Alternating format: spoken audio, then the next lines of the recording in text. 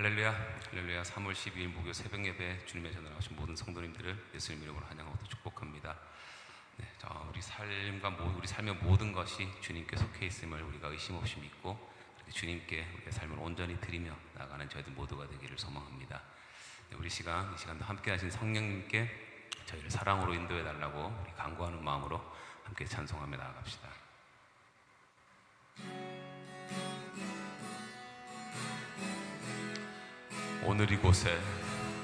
오늘 이곳에 계신 성령님, 우리에게 말씀하시고 우릴 가르치소서. 닫힌 우리만 열어주시고 주의 빛으로 밝혀 우릴 인도하소서. 오늘 이곳에 계신 성령님, 우리에게 말씀하시고 우릴 가르치소서. 닫힌 우리만 열어주시고 주의 빛으로 밝혀 우릴 인도하소서. 주님보다 앞서지 않고 겸손하게 주님의 말씀 기다리니 주님 손에 우릴 드립니다. 사랑으로 인도하소서.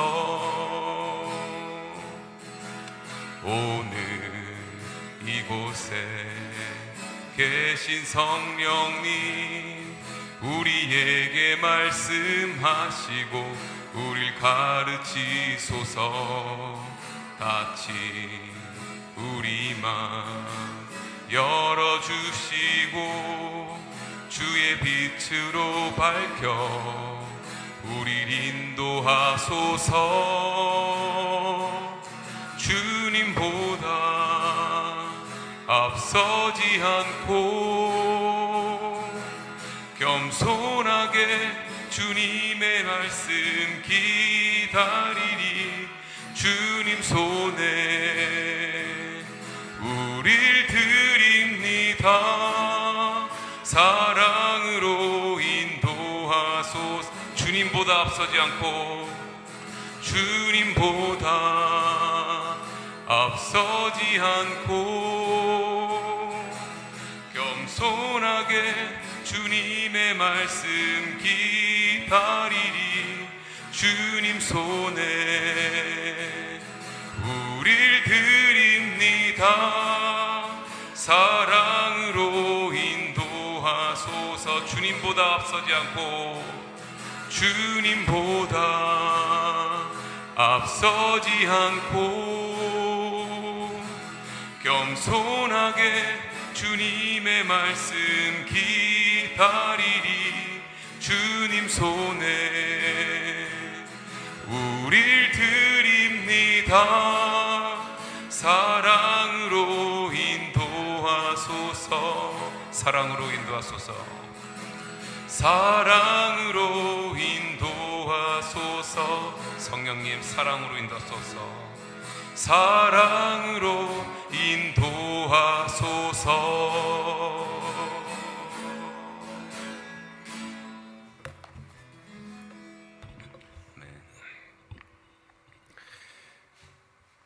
생명의 주관자 되시는 하나님 아버지, 지난 밤도 은혜 가운데 편안한 안식을 누리게 하시고 오늘 새벽에도 눈을 뜨게 하심으로 하루를 시작할 수 있도록 인도해 주시네 감사를 드립니다.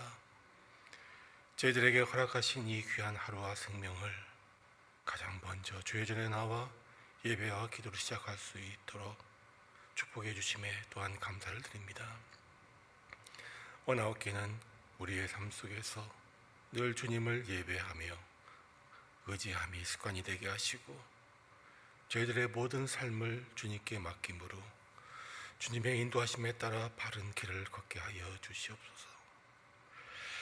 일평생 주님 안에서 세계와 모든 열방을 마음에 품고 기도하게 하시고 주님의 지상 명령에 순종하여 이 땅에 복음의 씨를 심고 그 열매들이 결실을 맺을 때까지 여신과 믿음의 수고를 아끼지 않는 충성된 종이 될 수 있도록 부족한 것은 채워주시고 필요한 것은 공급해 주시는 은혜를 베풀어 주시옵소서.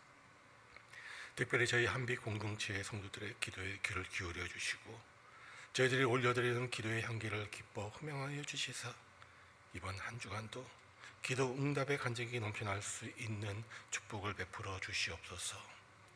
이제 부족한 종이 말씀을 들고 단위에 섰사오니 주께서 함께하여 주셔서 마땅히 전해야 될 것만 전할 수 있도록 붙들어 주시옵소서. 예배의 시종을 주님께 의탁하오며 이 모든 말씀 예수님의 이름으로 기도하옵나이다. 아멘.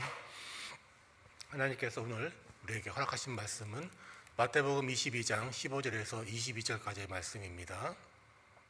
이 말씀은 하나님께서 오늘 우리에게 주시는 계시의 말씀으로 받으시고 한 절씩 교독하실 때에 제가 먼저 15절 말씀 읽겠습니다. 이에 바리새인들이 가서 어떻게 하면 예수를 말에 올무에 걸리게 할까 상의하고 자기 제자들을 헤롯 당원들과 함께 예수께 보내어 말하되 선생님이여 우리 하노니 당신은 참되시고 진리로 하나님의 도를 가르치시며 아무도 거리는 일이 없으시니 이는 사람을 외모로 보지 아니하심이니이다. 그러면 당신의 생각에는 어떠한지 우리에게 이르소서. 가이사에게 세금을 바치는 것이 옳으니까 옳지 아니하니까 하니 예수께서 그들의 악함을 아시고 이르시되 외식하는 자들아 어찌하여 나를 시험하느냐. 세금 낼 돈을 내게 보이라 하시니 데나리온 하나를 가져왔거늘 예수께서 말씀하시되 이 형상과 이 글이 누구의 것이냐.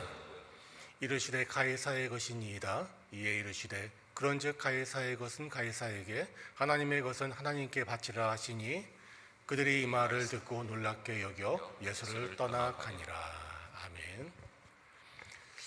5월 동주라는 고사성어가 있습니다.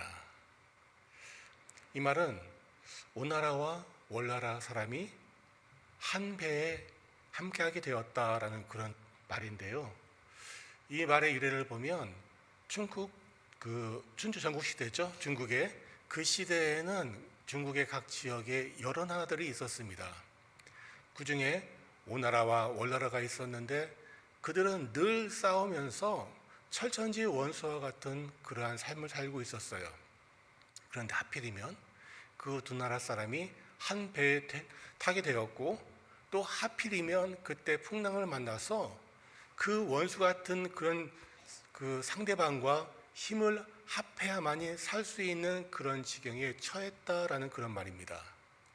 이 말은 뭔가 하면은요, 아무리 서로 아웅다웅 다투고 원수 같은 사이라도 그들이 서로 손을 잡을 수 있는 그러한 상태도 존재한다는 거예요. 이 말은 손자병법의 90편에서 나온 말인데 오늘 본문에 등장하는 두 세력 또한 이런 그 원수와 같은 존재였다는 것을 우리는 아셔야 됩니다. 먼저 누가 있습니까? 헤롯 당원이 나타나죠.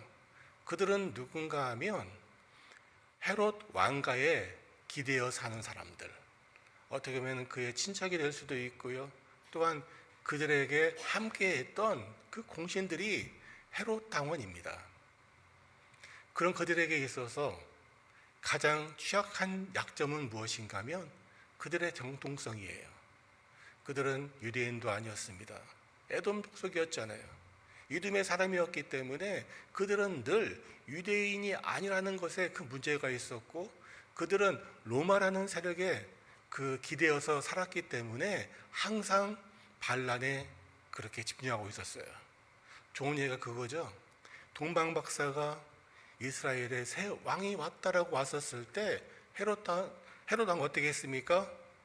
2살 이하의 아이들을 다 죽였습니다. 그럴 정도로 반란에 민감했는데 그런 그들에게 있어서 예수라는 그 존재는 한마디로 자기의 그런 권력에 큰 걸림돌이 되었어요. 반면에 바리새인들은 어떻습니까?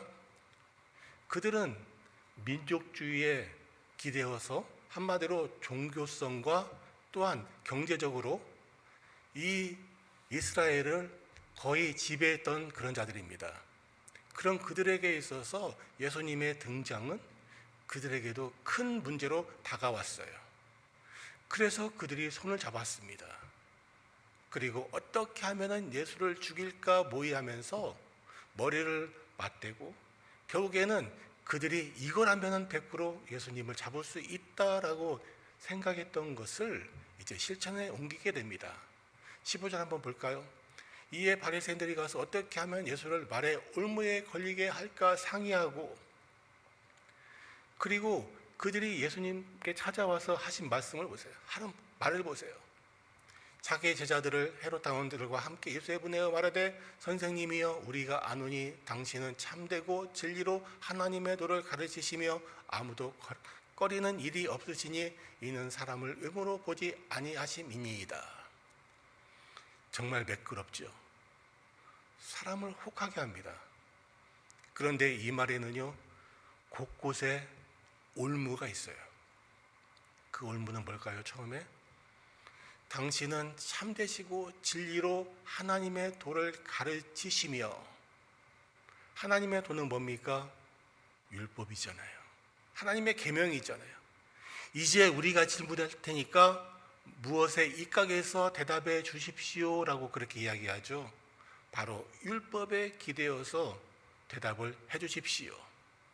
그리고 거기에 덧붙이죠. 아무도 꺼리는 일이 없으시니 하나님 여기 있는 사람들, 예수님 여기 있는 사람들 눈치 보지 마시고 예수님의 마음에 내키는 대로 말씀해 주십시오. 얼마나 무서운 말입니까? 흔히들 사람들은요 누군가의 이야기를 들으면 그 말에 꽂혀서 다른 거 생각하지 않고요 그 말에 따라서 행동을 하게 됩니다. 어떻게 보면은 그들의 올무라는 것이 우리가 생각할 때는 아무것도 아니지만 결국에는 그들이 이런 올무를 걸을 수밖에 없는 그 일들을 바라보면서 야, 정말 사람들은 자기의 이득과 권세를 위해서 모든 것을 다 내어 던지는구나 라고 생각할 정도로 무섭습니다. 다시 한번 왜 이들이 이렇게까지 처절하게 예수님을 죽이려고 했는가? 그 원인, 한마디로 물과 길과 같은 그들이 이렇게 손을 잡을 수 없는 그 배경에는요 바로 21장을 우리는 살펴봐야 된다는 얘기예요. 다시 한번 얘기했지만 헤롯 당은요 자기의 정체성인 그것을 숨기기 위해서 얼마나 열심히 노력했는지 몰라요. 그런데 21장 9절에서 어떤 일이 발생합니까? 예수님께서 예루살렘 성에 입성을 하자 사람들이 나옵니다. 그리고 종려나무를 흔들어요. 자기 옷을 바닥에 깔아요. 그리고 어떻게 해집니까? 호산나 다윗의 자손이요. 호산나 다윗의 자손이요. 한마디로 그들의 왕조를 무너뜨릴 수 있는 그런 존재로 예수님이 등장하니까 그들은 난리가 난 거죠. 또한 아까 얘기했듯이 바리새인들은 어떤 사람들입니까? 경제적으로 거기에 민감한 사람이에요. 돈 한 푼에 벌벌벌 떠는 사람들입니다. 그리고 그들은 뭡니까? 성전에 기대어 살고 있어요.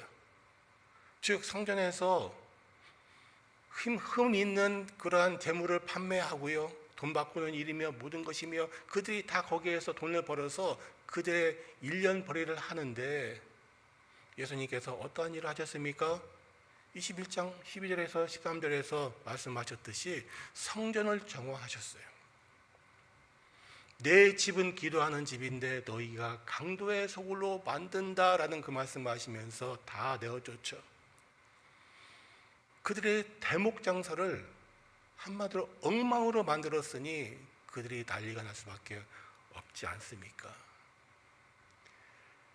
자, 그리고 결국 그들은 예수님을 죽이기로 결단하면서 두 세력이 함께 갑니다. 왜 두 세력이 함께 갔을까요? 바리새인 혼자만으로도 할 수 있어요. 헤롯 당원 혼자만으로도 할 수 있어요. 근데 그 둘이 함께 갑니다. 왜? 그때 말의 올무가 그 내용을 우리에게 알려줘요. 17절입니다. 한번 볼까요? 17절. 그 다음에요. 그러면 당신의 생각에는 어떠한지 우리에게 이르소서. 가이사에게 세금을 바치는 것이 옳으니까 옳지 아니하니까 하니. 만약에 여러분들이 이 질문을 들으면 어떻게 답변하시겠습니까? 우리는 정답을 알고 있지만, 첫 번째, 세금을 낸다. 두 번째, 세금을 내지 않는다. 세 번째, 동전을 던져서 점을 친다. 네 번째, 기도하고 결정한다. 아마 여기 있는 분들은 다들 네 번째, 기도하면서 결정한다라고 말하지 않을까 저는 생각을 해요. 왜 그렇습니까? 우리는 누군가에게 어떠한 질문을 드리면은요, 마법의 그 말이 있죠. 기도하고 생각해 볼게요. 기도하고 결정해 볼게요. 이런 식으로 우리는 그 답변을 피할 때가 너무도 많습니다. 그런데 이 질문은요, 피해 나갈 수가 없어요. 딱 두 가지예요. 세금을 내는 것이 옳다, 그르다. 이게 무서운 거예요. 만약에 예수님께서 세금을 내야 한다라고 하면은 거기에 따라갔던 바리새인의 제자들이 선동을 할 겁니다. 예수는 민족의 배반자야. 어떻게 우리를 압제하면서 세금을 떼어가는 이 로마 사람들, 그들에게 협조하는 그런 일을 한단 말인가? 예수는 하나님 믿는 사람이 아니야 하면서 그들을 신성 못 어기면서 하나님 어긴 사람이라고 해서 선동을 해서 예수님을 끌고 나가서 돌로 칠 생각이었어요. 반면에 세금을 내는 것이 옳지 않다라고 하면 어떤 일이 발생할까요? 그는 반로마법, 한마디로 반로마, 반란을 획책하는 사람이라고 몰아붙여서 헤롯 당원이 예수님을 끌고 갈 거예요. 그리고 그를 빌라도에게 넘겨줬을 것입니다. 그러기 위해서 두 세력이 함께 간 거예요. 그냥 하는 게 아닙니다. 철저하게 계획을 세웠어요. 심지어 예수님께서 이 답변을 빠져나가지 못하도록 옳으니까라는 이 단어의 원어를 보세요. 이 단어가 뭔가 하면요, 엑세스티인데요. 이 단어의 뜻은요, 합법적입니까? 불법적입니까? 그 얘기예요. 뭐에 대해서 합법입니까? 토라에, 한마디로 율법에 대해서 합법입니까? 라고 물어보는 거예요. 이 말의 근거에는요, 레위기 25장 23절인데요. 그 23절에는 어떻게 적혀 있는가 하면은, 토지는 영영이 팔지 말 것은 토지는 다 내 것임이라 라는 하나님의 말씀이 거기 기록되었기 때문에 그렇습니다. 한마디로 이스라엘의 모든 것은 다 누구 거? 하나님의 것이라는 거예요. 그런데 그것을 불법적으로 빼앗은 로마에게 세금을 바치는 것이 불법이라고 생각했던 것이 당시에 이스라엘 사람들의 공통된 생각이었어요. 그러니 예수님 말씀하세요. 이게 불법이라고.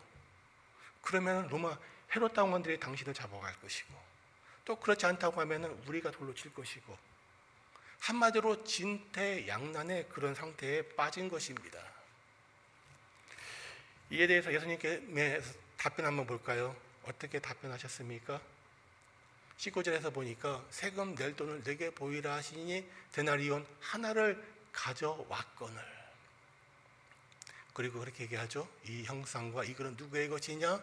가이사의 것입니다. 그러니까 예수님께서 가이사의 것은 가이사에게, 하나님의 것은 하나님께 바치라, 이렇게 얘기하시죠. 그런데 사람들한테 동전을 갖고 오라고 했잖아요. 세금 낼 돈. 뭘로 가져왔습니까? 데나리온. 여러분, 데나리온은요, 적은 돈이 아니에요. 그 당시 사람들에게. 여러분도 알고 있잖아요. 하루의 일당. 한국 돈으로는 한 10만 원 정도 되고요. 지금의 그 달러, 미국의 물가로 보면은 한 160달러 정도 되나요? 큰 돈입니다. 그렇기 때문에 학자들은 이 돈을 가지고 온 사람이 예수님의 제자들은 아니었다라고 그렇게 얘기해요. 첫째, 예수님의 제자들은 좀 가난한 사람들이 많았어요. 이러한 큰 돈을 갖고 다닐 여유가 없었습니다. 두 번째, 이들은 이 바리새인들이 예수님을 공격하는 것을 알고 있었기 때문에 그들에게 협조하지 않았을 거예요. 그렇다면 누굽니까? 그 자리에 함께했던 헤롯 당원이나 아니면 바리새인들이 이 동전을 꺼냈는데, 이 동전을 꺼내면서 딱 그랬을 거예요. 예수님, 미끼를 물어주세요. 이게 미끼입니다. 물어주세요. 그리고 데나리온을 꺼냈어요. 그런데 놀라운 것은 뭔가 하면은요, 그 당시 예수님 당시에 쓰여졌던 동전들의 면물 한번 볼까요? 어떤가 하면 이거예요. 여러분들이 너무도 잘 알고 있는 랩돈, 가난한 과부가 낸 돈이죠. 그리고 고드란트, 아사리온 다 나와 있어요. 문화트랑, 그렇죠? 근데 여기 보시면 데나리온 같은 경우에는 누구의 형상이 거기 새겨져 있습니까? 가이사의 형상이 새겨져 있잖아요. 그런데 넵돈과 고드란트를 보세요. 형상이 없어요. 여러분, 그 이스라엘 사람들이 평상시에 사용하는 동전들이 데나리온이었을까요? 아니면 렙돈이었을까요? 아니면은 자 보세요. 구멍가게 가는데 10만 원짜리 수표 갑니까? 아니잖아요. 1,000원짜리, 100원짜리, 500원짜리 들고 가지 않습니까? 근데 그들은 데나리온을 딱 내밀었어요. 그리고 거기에 누구의 형상? 가이사의 형상이 있었으니까 예수님께서 그렇게 말씀하신 거예요. 가이사의 것은 가이사에게, 하나님의 것은 하나님에게. 이 말을 듣고 사람들은 놀라죠. 어떻게 그러한 지혜로운 말을 할 수 있을까? 근데 여러분, 여기에서 우리는 진짜 진지하게 생각해야 될 그런 문제가 있습니다. 그게 뭔가 하면 이 예수님의 말씀을 어떻게 해석해야 될 것인가 라는 그거예요. 이 해석에 대해서 우리는 흔히 이원론적인 그런 것으로 접근을 하지요. 마태복음 6장 24절 산상수훈에서 예수님께서 하신 말씀이 이겁니다. 6절 24절이죠. 한 사람이 두 주인을 섬기지 못할 것이니 혹 이를 미워하고 저를 사랑하거나 혹 이를 중히 여기고 저를 경히 여김이라 너희가 하나님과 재물을 겸하여 섬기지 못하느니라. 이 구절 때문에 초대 교보들은요 금욕주의에 빠졌어요. 그리고 중세시대 때는요 수도원 운동이 발생했습니다. 세상과 떨어져야지. 그리고 그곳에서 그들은 자급자족의 생활을 했지요. 그리고 근대에 와서는요 근본주의에 빠져요. 근본주의. 한국의 그 침례교회가 초창기에 많은 어려움을 겪었습니다. 그 겪은 원인 중에 하나가 캐나다에서 오신 페닉 선교사님이 계셨어요. 근데 그분이 근본주의적인 그러한 성향이 강했던 분이세요. 그래서 교회에 다니는 성도들에게 세상의 교육은 악하니 받지 말라고 그렇게 가르쳤습니다. 그게 과연 옳은 것일까요? 옳을 수도 있어요. 하지만 너무나 경계하면 안 된다는 것이지요. 왜 예수님께서 우리에게 이런 말씀하셨는가? 우리의 죄성 때문에 그래요. 그리고 돈의 위치를 어디에 두어야 될지 우리가 판단하지 못해서 그렇습니다. 여러분 사도행전 4장 34절과 35절을 보세요. 그 중에 가난한 사람이 없으니 이는 밭과 집 있는 자는 팔아 그 판 것의 값을 가져다가 사도들의 발 앞에 두매 그들이 각 사람의 필요를 따라 나누어 줍니다. 돈은요 사람의 발 밑에 있어야 그게 정확한 존재의 위치입니다. 근데 우리는 그 돈을요 발이 아니 어디? 우리의 머리 위에 두고 섬기기 때문에 이게 문제가 되는 거예요. 돈은 우리의 발 아래에 있어야 돼요. 근데 그걸 섬기다 보니까 뭡니까? 배금주의가 나오잖아요. 돈이 최고. 돈으로 다 할 수 있어. 돈 벌기 위해서 가족과 형제와 다투고요. 서로 싸우고 친구끼리 완전히 의가 상하고 이 문제의 원인이 뭡니까? 돈을 너무나 높은 자리에 놓았기 때문에. 그리고 이 구절을 그냥 세상은 악하고 하나님의 것은 선하다 이런 식으로 해석을 해버리면 가장 큰 신학적인 문제에 우리는 부딪히게 됩니다. 그게 뭔가 하면요 하나님의 통치의 경계가 어디까지인가라는 거죠. 하나님의 통치가 우리 믿는 사람에게만 국한된 것인가? 아니면은 전 세계에 뻗쳐 있는 이방 나라들의 왕과 이방 나라들의 땅과 모든 것을 다 통치하는가라는 그런 문제에 다다른다는 얘기죠. 이에 대해서 골로새서 1장 16절에서 바울은 이렇게 우리에게 답을 주십니다. 만물이 그에게서 창조되되 하늘과 땅에서 보이는 것들과 보이지 않는 것들과 혹은 왕권들이나 주권들이나 통치자들이나 권세들이나 만물이 다 그로 말미암아 그를 위하여 창조되었고. 자, 무엇을 말하고 있습니까? 보이는 것과 보이지 않는 것, 돈과 권력과 모든 것들이 포함되고 있지 않습니까? 또한 왕권들, 왕조차도 하나님께서 선택하신다는 거예요. 하나님께서 뽑는다는 거지요. 그래서 사도 이사야서 45장 1절을 보세요. 여호와께서 그의 기름을 받은 고레스는 누구입니까? 신바벨론의 왕이지 않습니까? 이방의 왕까지도 하나님께서 기름 부어서 세웠다는 거죠. 성경을 보세요. 다리오 왕이 나오지요. 먼저 그쪽에 보면 느부갓네살 왕이 나오지요. 수많은 이방 왕들이 나옵니다. 그 왕들을 누가? 예수님께서 세우세요. 예수님께서 그들을 사용하십니다. 즉, 이걸 바꿔 말하면 이거예요. 가이사 또한 누가? 하나님께서 선택해서 세웠다는 거예요. 그렇기 때문에 가이사에게 세금을 바치는 것도 어떻게 보면 하나님 입장에서 보면 옳은 일이라는 거죠. 이에 대해서 약간 좀 불편하게 생각하시는 분들도 계실 거예요. 어떻게 하나님을 대적하는 자에게 부역하게끔 하십니까? 그런데 이것을 한번 바꿔서 한번 생각을 해볼까요? 모든 길은 로마로 통한다라는 말이 있습니다. 많이들 들어보셨죠? 기원전 3세기에서부터 1세기까지 로마는 이 지중해 연안을 차지하기 위해서 수많은 전쟁을 벌입니다. 그리고 승리함으로써 마침내 이 광대한 땅을 차지하게 되는데요. 이 땅들을 지배하고 정복하기 위해서 반드시 군사가 다녀야 될 길을 닦아요. 그 길을 촘촘하게 닦습니다. 그리고 전쟁 때에는 이 길이 군사들의 통행로가 되었지만 전쟁이 끝난 뒤에는 어떤 일이 발생합니까? 이곳에서 무역이 흥행하게 돼요. 그리고 이 길을 따라서 누가 다닙니까? 바울을 비롯한 전도자들이 다니면서 전 세계의 복음을 전파해요. 그리고 그 복음이 누구? 우리에게까지 오게 됩니다. 하나님은 이 일을 위해서 헬라의 알렉산더 대왕을 세웠고요. 그를 통해서 먼저 길을 닦았고 그리고 로마를 들어서 하나님의 전도의 선교의 역사를 이루신 겁니다. 흔히들 말해요.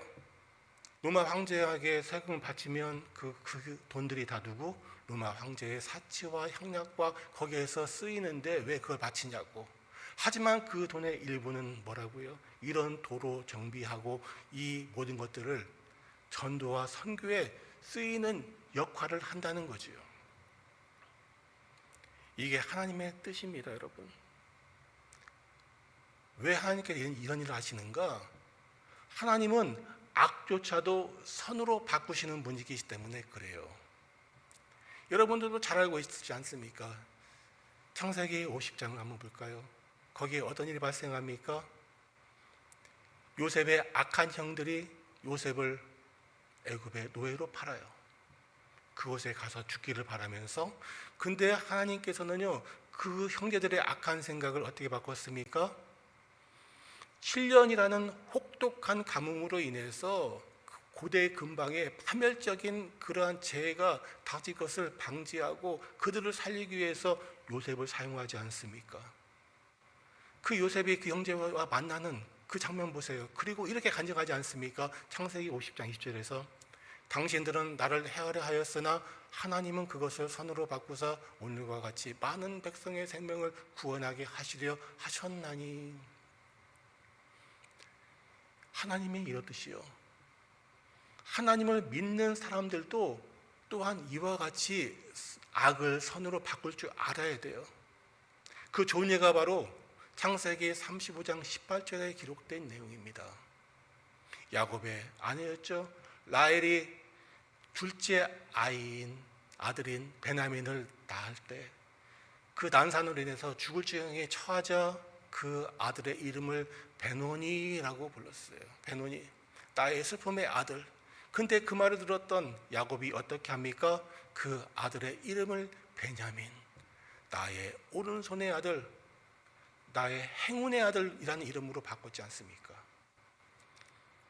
여러분 보시면은요, 교회에서도 악하거나 잘못되거나 또한 오류들을 그렇게 하는 분들이 많아요. 근데 그런 분을 볼 때마다 손가락질을 하면서 욕하는 것이 아니라 그것을 조용히 바로잡은 것이 바로 우리 믿음의 사람들이 아니겠습니까? 그래서 바울은 로마서 8장 28절에서 우리가 알거니와 하나님을 사랑하는 자 곧 그의 뜻대로 부르심을 입은 자들에게는 모든 것이 합력하여 선을 이루느니라 라고 우리에게 권면하지 않습니까? 여러분 바로 이거예요. 하나님의 뜻대로, 하나님을 사랑하는 자 곧 그의 뜻대로 부르심을 입은 우리들은 모든 것을 합력하여 선을 이룬다는 사실을 기억하시기 바랍니다. 이제 말씀을 정리하면은요, 다시 한번 볼까요? 하나님의 형상으로 창조된 우리는 무엇을 섬겨야 되는가? 세상 사람들은 동전에 있는 뭡니까? 가이사. 세상의 권력과 세상의 권세와 이런 것들을 섬깁니다. 하지만 이 동전의 세계에 있는 가이사 또한 누구라고요? 하나님의 형상대로 만든 그런 사람이에요. 여러분 반드시 기억하세요. 우리는요 정말 이 세상과 하나님의 나라라는 두 나라에서 살고 있어요. 양다리를 거치고 있습니다. 그래서 무엇이 먼저이고 무엇이 나중인지 우리는 알고 있잖아요. 하나님의 나라가 먼저라는 사실을. 그러나 또한 세상의 것 또한 우리는 그 모든 것이 하나님께서 다스리고 있다는 그 사실을 기억하고 악한 것으로 치부하는 것이 아니라 그것조차도 하나님의 영향력으로 감싸 안고 그들에게 아름다운 그리스도의 향기를 전파함으로 그것마저도 하나님의 나라로 바꾸는 그런 일에 우리 모두가 동참하기를 주님의 이름으로 축원드립니다. 말씀을 기억하며 다 함께 기도하겠습니다. 하나님 아버지, 오늘 가이사에게 세금을 바치는 문제를 통하여 우리가 이 땅을 어떻게 살아가야 하는지 생각해 보았습니다. 우리가 가지고 있는 모든 것의 그 표면은 세상의 것입니다. 그러나 세상의 것인 그것을 내가 하나님께 드리기로 결정하면 그것은 하나님의 것이 됩니다. 하나님, 세상의 것으로 혹은 하나님의 것으로 드리고 가져다 쓰는 것, 그것을 결정하는 주체가 바로 나 자신이라는 사실을 기억하게 하시고, 그래서 내가 하나님의 사역을 위해서 또 하나님의 일을 위해서 내가 가지고 있는 것의 일부를 다시 드릴 수 있는 믿음을 허락하여 주시옵소서. 내 안에 하나님에 대한 믿음과 하나님에 대한 지식의 정도에 따라서 우리의 삶의 모습과 행동이 달라질 수 있음을 기억하고 언제나 하나님께서 원하시는 것들을 행하기 위해 하나님을 향한 믿음과 신앙의 고백이 먼저 우리 안에 잘 자리 잡을 수 있도록 은혜를 더하여 주시옵소서. 하나님, 우리가 매일 성경을 읽고 또 말씀을 듣는 이유가 바로 우리가 하나님 앞에서 바른 행동을 하기 위함이오니 하나님의 말씀을 들을 때 또 말씀을 읽을 때 그 말씀이 우리를 주장하여 말씀대로 사는 사람들이 되게 하여 주시옵소서. 하나님의 것은 하나님께 온전히 드릴 수 있는 귀한 우리 모두가 되기를 소원하며 이 모든 말씀 예수님의 이름으로 기도하옵나이다. 아멘.